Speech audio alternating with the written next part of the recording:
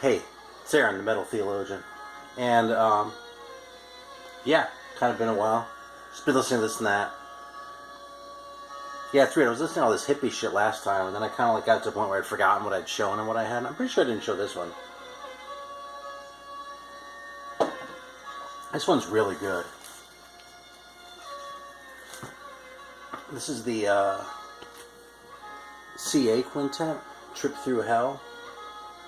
And, yeah, I couldn't really connect with this one before, even though this album really has a reputation for being, really something. But, it was just kind of too hippie sounding for me, you know what I mean? I wanted it to be, like, heavier psyche stuff. And I was it's kind of dark, you know what I mean? This has, like, sort of a dark and sort of heavy vibe, but it wasn't what I was looking for, like, when I was in my 20s and I first heard this. But now, man, this thing just sounded great. And actually, another one that, there's actually a place I used to go to in San Francisco, a record store. This is back when I still had CDs, and I actually got CDs of both these at the same time, and played them kind of a few times, but just, even though I could sort of appreciate them on some level, I didn't really get into them. That one and this one by Fopper Dockley, or whatever it is. It's like their names or something like that, or like pieces of the names. Meryl Fankhauser, so it's Fapper Dockley. That sounds kind of unfortunate, though, with the fat bit, yeah, I don't know, man, whatever. It's a terrible name, but this is a really good record, man. They only made this one. I don't know all that much about him. There's a guy named Aldridge in the band. I was wondering if it was like Tommy Aldridge or something, or related, but no, I don't think so. I don't have any reason to believe it. It's even spelled differently, but I thought that might be like a typo, like, Billy Joel in that first Haskell's album where they call him Billy Joe and shit. Yeah, that's about it for the hippie shit, though. It's kind of been this and that, so, I kind of just rediscovered this band that I was really into when I was, like, in college, actually, like, yeah, early 90s. I used to have some of the stuff on CD, but I kind of forgot about it since then. And this band, is, these guys. This isn't the record that's playing, but I'm kind of highlighting records that I'm playing less because I'm just tired of taking copyright dings. This is Sons of Arthos, though. I don't know if you can really see that too well. I kind of got lost my sort of taste for these guys for a while because it's kind of, probably here, it's like if you don't like sitar, forget it, you're not going to like this, right? But, it's really kind of Indian flavored stuff, but like with a lot of, Tabla Indian too, I guess, but like it's heavier on the beats, like this one's really Indian. A lot of the stuff is a lot more sort of like has a dub sound to it, and in fact, people talk about dubs sometimes. You hear it talked about like as if it were something separate from reggae. And I am generally not particularly convinced that such a thing exists. But if you want to make a case, this would be the band to do it with, I think. Anyway, I don't know, man. This shit's just sounding really good to me right now. It's, I could attack this for being like, exploito shit, because it kind of is in a way, you know what I mean? It's like some guy in England who's sort of, I don't know. I want to be careful with pejoratives because I don't really have any reason to doubt that the guy's sincere. You know what I mean? But he was hanging out with Adrian Sherwood, and he's just interested in like exploring these different things. I think he plays the sitar himself. And so like different influences from around the world. It'd be really easy to call it like maybe exploitation is a little bit strong, but it'd be really easy to compare this unfavorably to something like, Ali Akbar Khan or something like that. But if you just dig it for what it is on its own terms, these records are fucking great, man. So yeah, there's that one, which is, what was that one called? I forgot. This is 7, I think. This is probably the best one. Yeah, this is 7.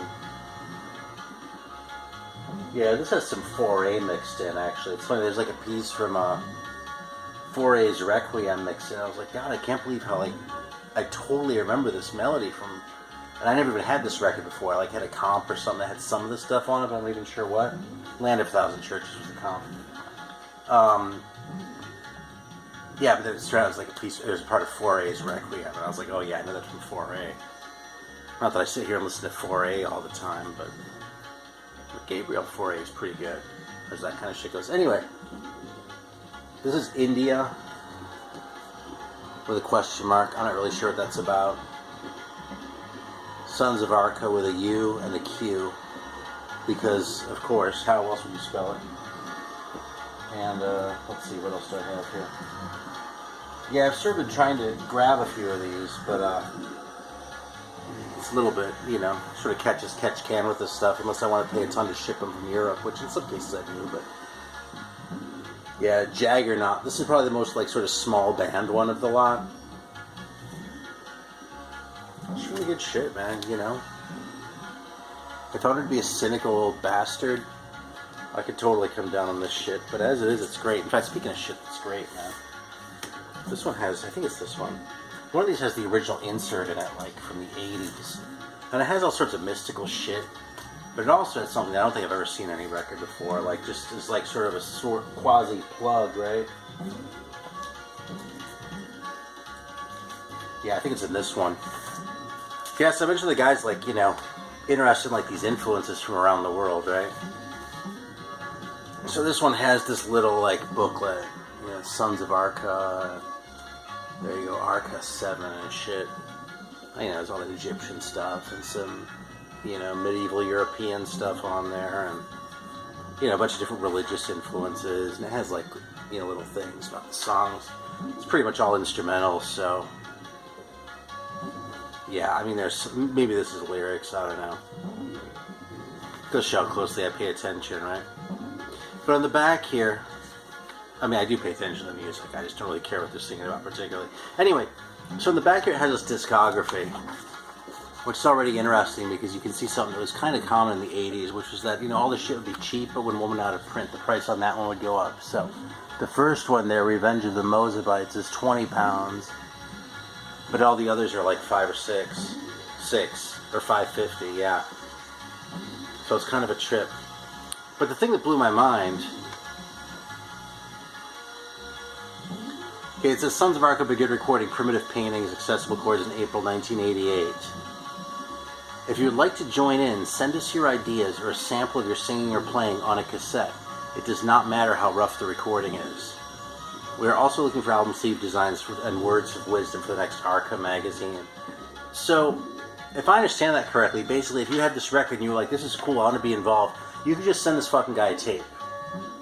And, I mean, I want to say, you know, presumably he listened to it, but if he wasn't going to listen to it, why would he put this shit in there? I mean, this is basically a one-man deal, from my understanding. I mean, there are a lot of people, musicians on these records. None of these is just like a one-man record, but like, as far as the driving force behind the Sons of Arthos, that was basically, you know, it was one guy running the show, you know, who'd sort of assemble different bands for different records. So, yeah, so, I mean, I don't know why you put a note like that in there if you weren't, like, seriously, like, going to listen to your fucking shitty tape, no matter how rough it sounds, and say, hey, this guy actually nobody's ever heard of. It's kind of cool. Maybe I'll put it on my next record, along with John Cooper Clarke and Adrian Sherwood. I don't know, you know? Just people like that on these things. That's kind of interesting, too. I don't know if you can see that in the thing, but there's one of those classic-looking made-in-the-UK stickers that was on here. And it left a stain, because they've been on this since the 80s. Like, you can see it through. It's weird.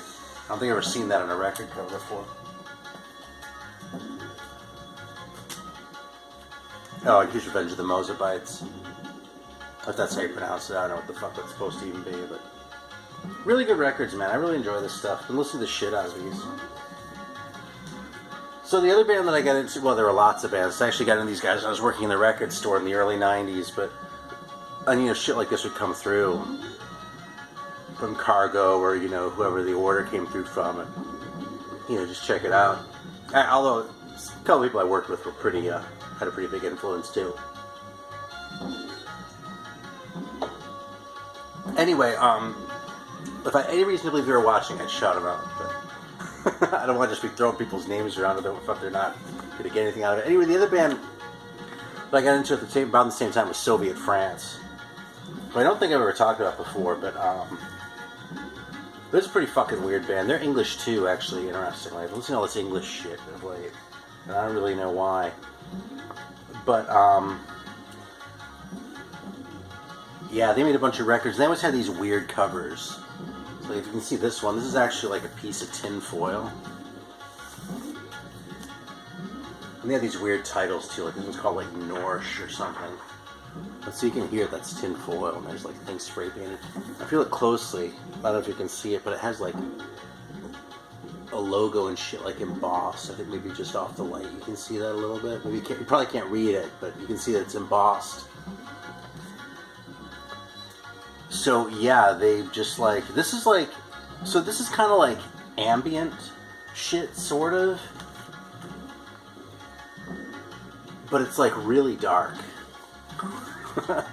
And it has this real sort of menacing vibe, like more than any, just about any band I've ever heard, actually. Fucking Soviet France just was, there's something really sort of intimidating about them, which is just fantastic. I mean, unparalleled. This is an earlier EP, where they still spelled the Soviet with an S as opposed to a Z like they did on the other ones.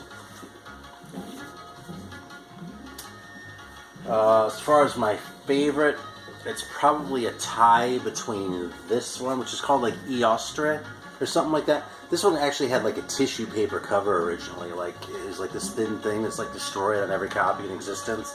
Like you can find one, they're super expensive, so this one doesn't have that. It just has like this weird like rubber thing. Like this is like, you know, you can see that how that bends. It's like rubber or some kind of like vinyl. It's probably vinyl that's like printed on, but not like vinyl, you know, just like whatever. So yeah, it's just more of this kind of shit. I mean, shit. Let me just pull this out and show it off. God damn it! I haven't opened this thing up in so many years. I'm almost afraid to. Yeah, look at that. See how it sticks together?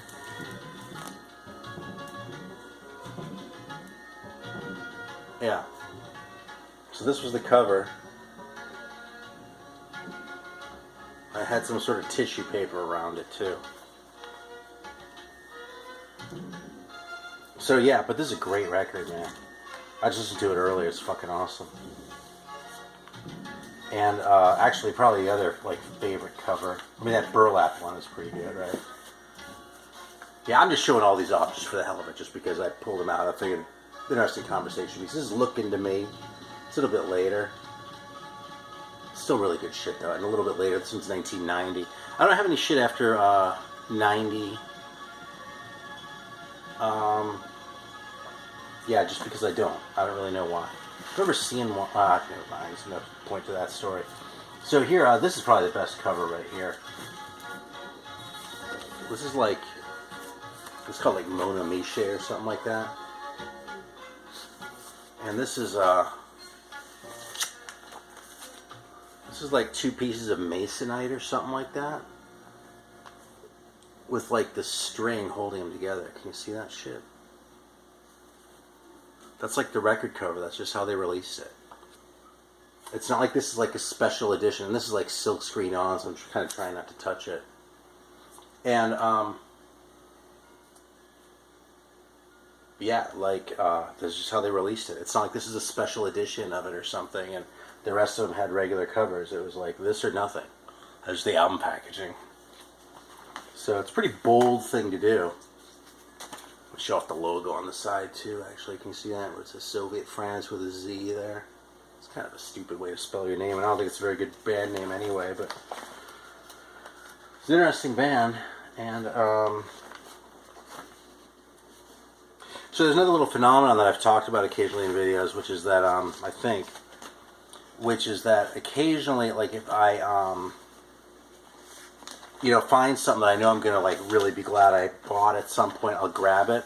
But if I'm not just like not in that headspace and don't think I'm gonna be for a while, rather than just like leaving it out, sort of littering up my space like this, I'll just file it away. So occasionally I like leave records sealed, and then when I go in there and find them, it's like Christmas, because you know I forget about them, and then I go, oh shit, I didn't realize I had this, hooray, you know, tear it open. Well, when I was pulling out my Soviet France records for this, as it turns out, I sort of happened to find one, which is this one, which is apparently like a vinyl edition of like a tape.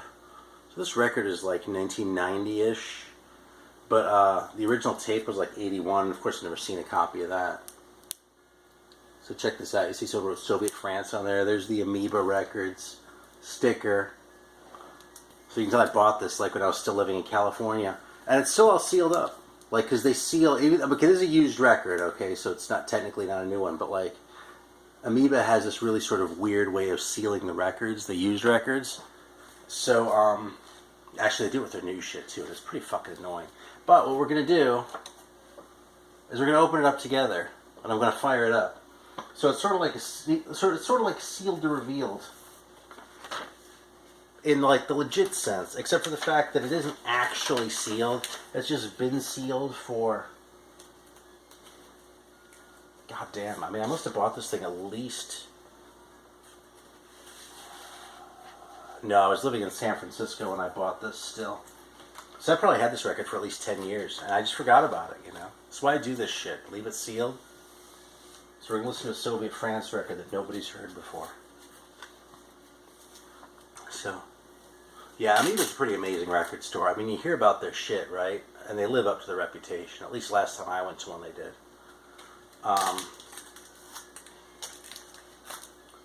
You know, it's funny is I'm totally out of practice. Like, you have to, like, figure out where they taped it if you want to do this right. I suppose I could just cut the thing open, too. But it'll be more dramatic if I just do this the cheap way, where I get to save the, what do you call it, the thing? The plastic sleeve. Why couldn't I think of that word?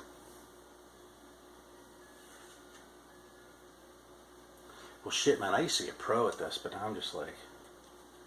You can tell I haven't been to Amoeba very much lately, right? Yes, they just like tape the shit out of this. So check this out. Okay, this is all packing tape, okay? I remember this is for a record that was going to sit in the store. It's not like they're going to mail this to anyone. Look at this shit.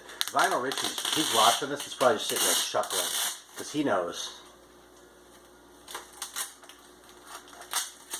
There we go. That's one chunk.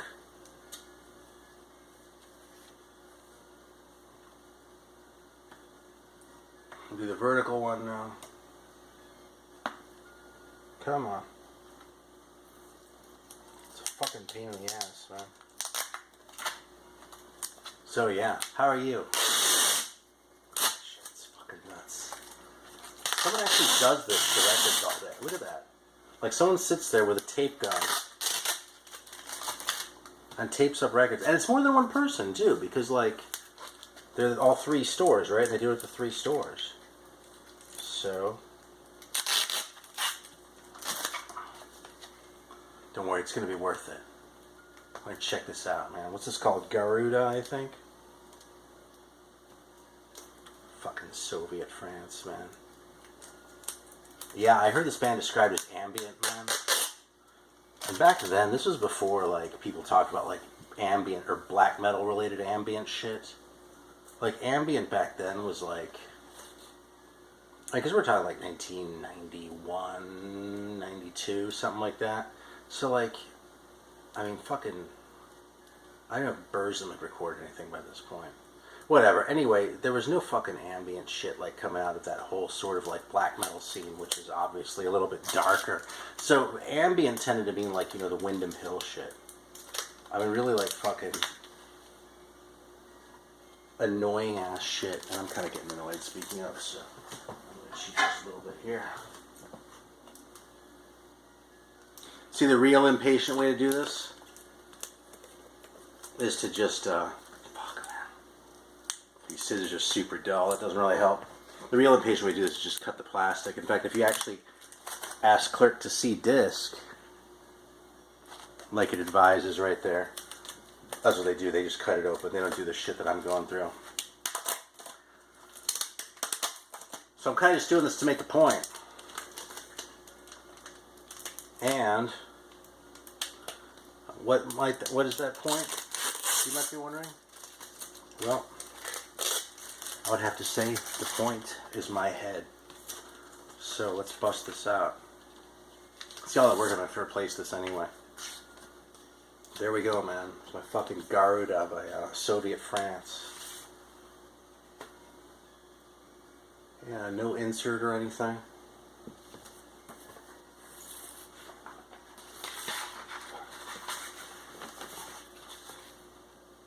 This is a Charm pressing, which I'm pretty sure was their label. Charm with 2 R's. Some of the stuff came out on Red Rhino too. I don't know what the hell the relationship is between these labels or anything about these people.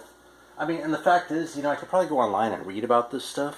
Fuck, I think I actually did a little bit, you know what I mean? I kind of cheated a little bit, but there are limits to how much I want to know, because, you know, back when I discovered this shit, it's funny, I feel like such a fucking old man video, this one, but back when I was discovering this shit, it's like you'd come across something like this, and you would just have a picture like this, even if it was a CD.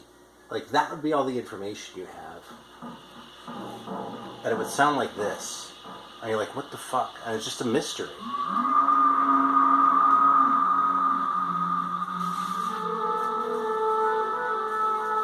And I'm not going to bitch about the internet, okay? I mean, obviously, that's how you're seeing this if you're watching this fucking video, right? It's not like you're at my house watching on my TV. On my VHS tape or something. But, it has kind of removed some of that sort of mystery around this shit, you know what I mean? Sort of word of mouth stuff.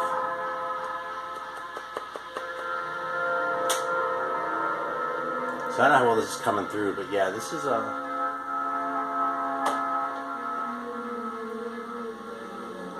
for ambient music, it's like pretty like intimidating, you know? And they made all these fucking records, you know? It's not like a ton, but probably like, you know, at least 8 records worth of material, so like, shit, man.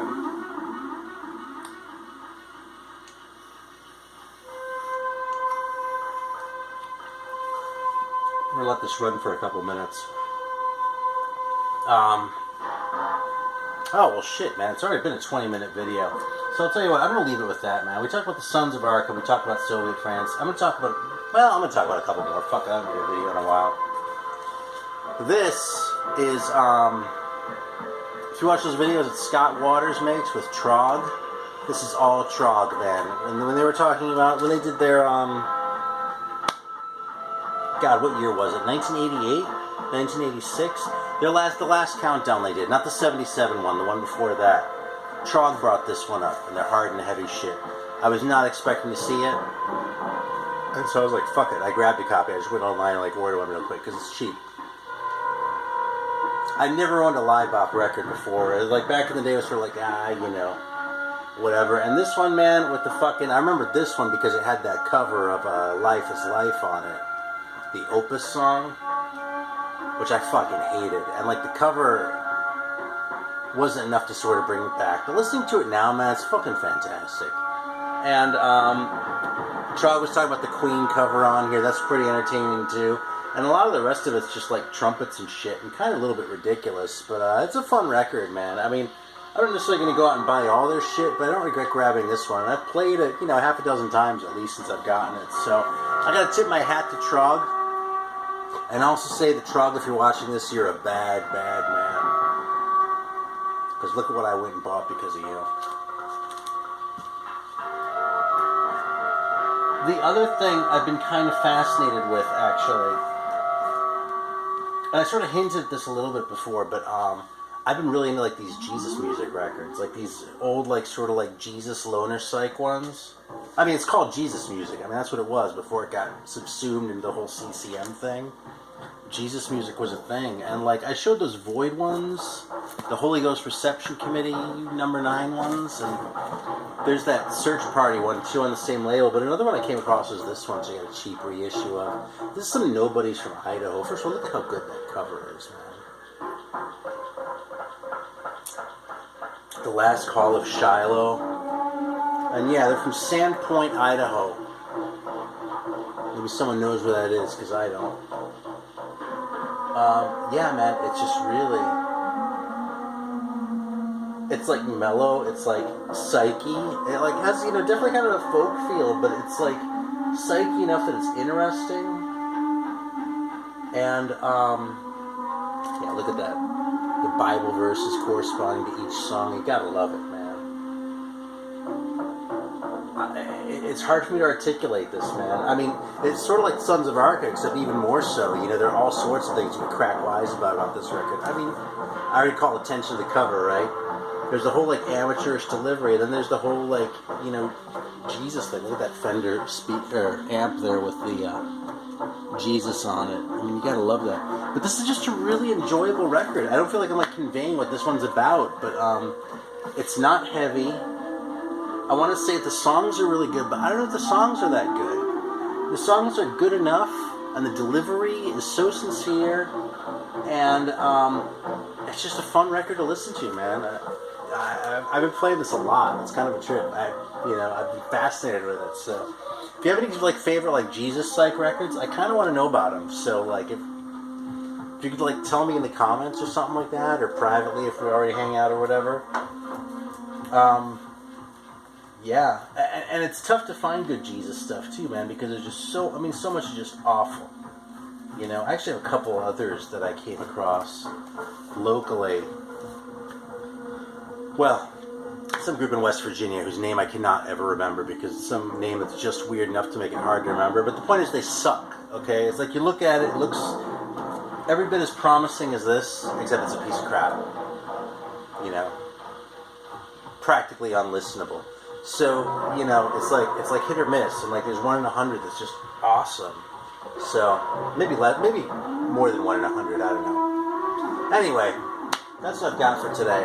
So, I think I showed more records than I actually thought I was going to, but thanks for watching. See you next time. Fuck, how do I do this? Oh, there we go.